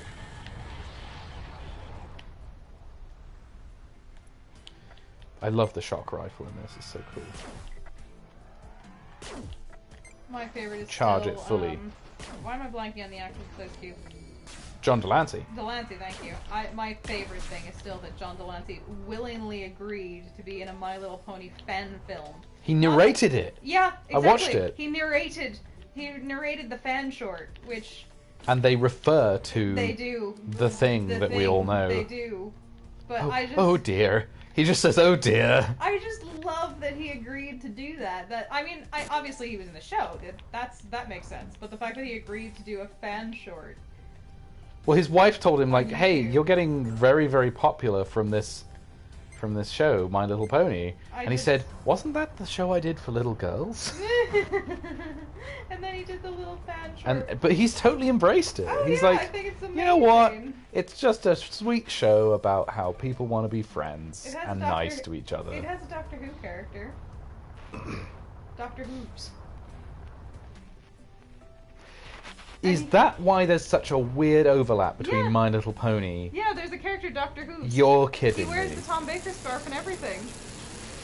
That explains whole it. episode where I've he's- always been wondering why there's such an overlap between Doctor Who and My Little Pony. And then there's the Where did episode this where come they from? make, oh god, what's the movie? Why am I blanking on? I'm blanking on a lot tonight.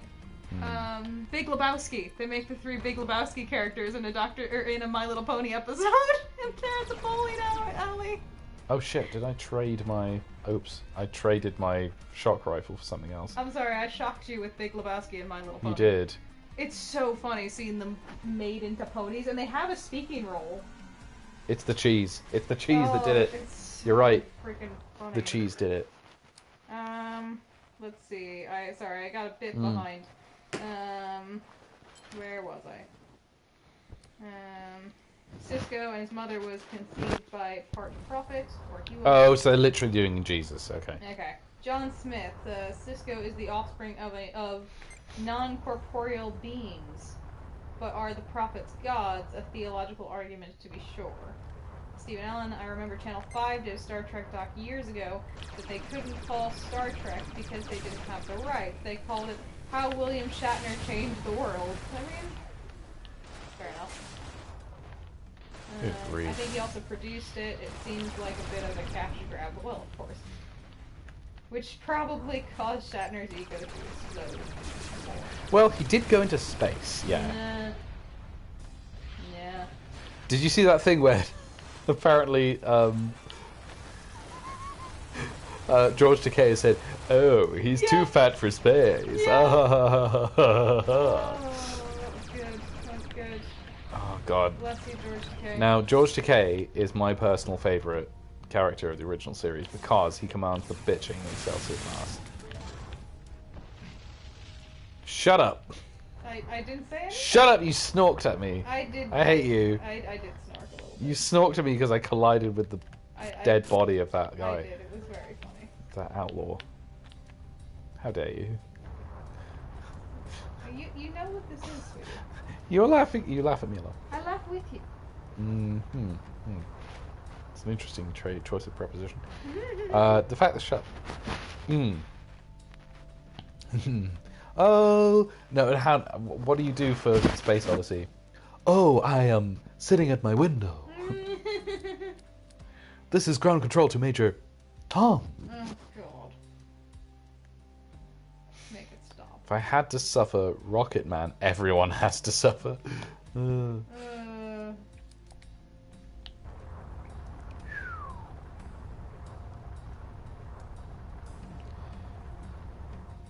He still weighs a little bit. I mean, it would cost him more. Yeah. There's still inertia in space. You have to move the mass.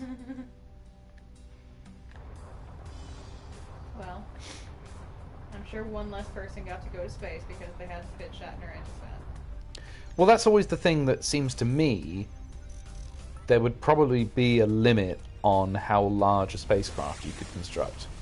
So it makes sense to me that they wouldn't keep getting larger and larger. The Enterprise J would not exist. That's a stupid idea, because there's no way you would need a spacecraft that large. Hey, you're back. What happened All right, last time? this is the thing I did right at the beginning of the stream. I'm finally back. I see. I love that it was one off back in the 70s. Yeah, let's do this. And if you said, I saw Shatner narrate saying Rocket Man and dance to it, and it was awful, you'd look insane. Because you didn't get repeats. Well, that was the thing. I mean, I was very sad if I ever went in the 90s when I was a kid watching Star Trek: The Next Generation. There was no Here we are. This won't take long. Keep sharp. there was no chance to see the episodes again. They were never repeated. Not much going on. And there were no DVDs yet. No. I suppose you could get the highlight VHS tape, which had like 2 episodes on it. There and back again, Michael's story. Yeah, pretty much. That's what this stream has been. You know my name.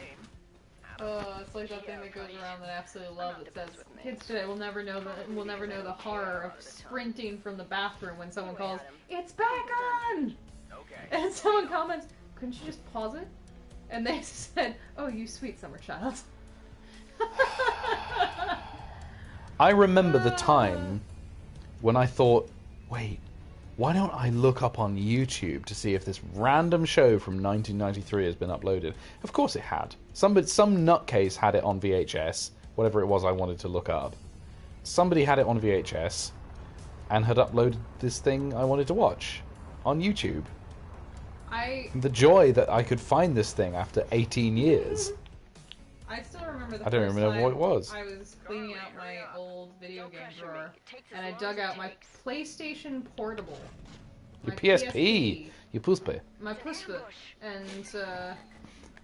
And I found a game that I had stopped playing midway through because I got to a puzzle that I just couldn't solve. It was still at that point? Years. How many years later was that? Probably 5. And I realized for the first time, oh my god, I could Google how to solve this puzzle. Right.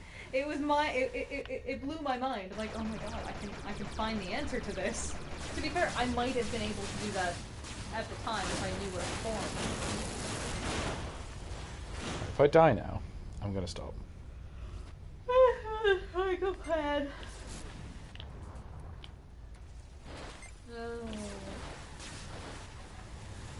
Live a sad life will probably die a sad death. At least there is symmetry. Okay, let's get back to work. Zappos. You mean Zartash. Taking so Exactly. long, Carly? That's how I felt in Vietnam. Why are you Ah. the demilitarized When clearly they are speaking fluently in their own language and the distinctions are meaningul for them, but it's just not registering Jane with of all me. trades, huh? If that's what you want to call it. But what the heck are you doing here? No, I'm just traveling through.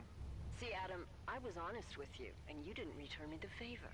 You said you were a scientist. Well, yeah, I was. In a previous life. I'm a clone So now now. you're just cruising the DMZ as a hired gun, or a good Samaritan. I admit it's not a very That pleasant voice story. actress sounds like she's No, it quite sure well isn't. known. Mm. I don't know her Anyway, voice, let's bring but the next one online and conclude our business here. bye. Oh, she's a bit stuck. Yep, You know, you don't have to tell me what you're doing or who you really are. I'm okay with that. I'm really not that interested. Carly, okay there? Carly, It is complicated. you're stuck Can in the you space nudge her station. out? Then you don't have to tell me. Can you try and nudge her I'm out? not so sure you've been straight with me yourself, Carly. Like you said yourself, my story's complicated. Best we don't I bore don't each think I other can with the without taking details damage. then, right? Well, have fun with that, Carl. Oh, no, they are pronounced Zathras and Zathras. You see, there's a very great difference.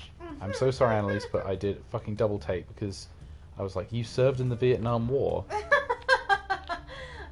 No, I studied there for a month. Very different thing.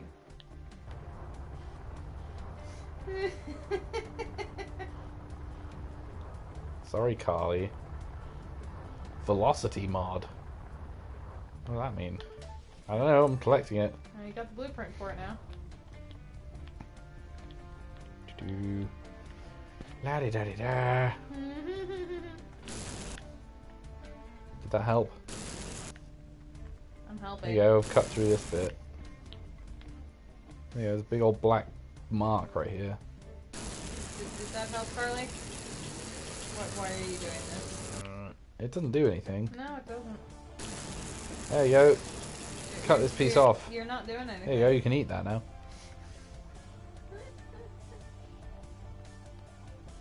Is she gonna She's stuck there now. You don't need her anyway. she gonna do whatever she needs to do? Just get on with your business. She'll figure it out. She'll figure out her shit.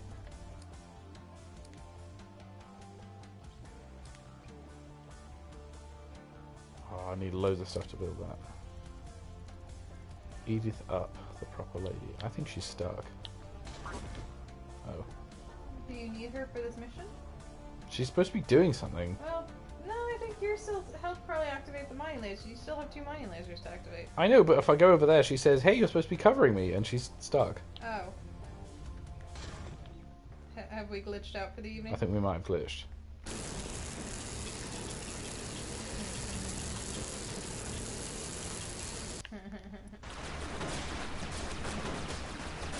Aw, can we not destroy her?